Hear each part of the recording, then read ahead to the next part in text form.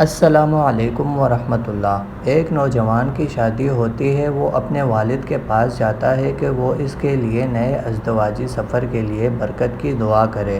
جب وہ اپنے والد کے پاس جاتا ہے، اس کا والد اس سے ایک کاغذ اور قلم مانگتا ہے۔ لڑکا کہتا ہے، کیوں ابا جان، اس وقت تو میرے پاس قلم اور کاغذ نہیں۔ باپ کہتا ہے، تو جاؤ ایک کاغذ، قلم اور ربڑ خرید کر لاؤ۔ لڑکا شدید حیرانگی کے ساتھ جاتا ہے اور مطلوبہ چیزیں لے کر آ جاتا ہے اور اپنے باپ کے پاس بیٹھ جاتا ہے۔ لکھو۔ کیا لکھوں؟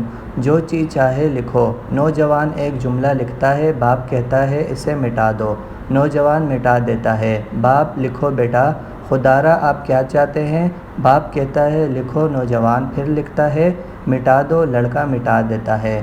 باپ پھر کہتا ہے، لکھو۔ نوجوان کہتا ہے، اللہ کے لیے مجھے بتائیں یہ سب کچھ کیا ہے؟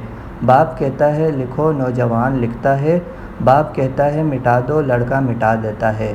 پھر باپ اس کی طرف دیکھتا ہے اور اسے تھپکی دیتے ہوئے کہتا ہے، بیٹا، شادی کے بعد اریزر کی ضرورت ہوتی ہے۔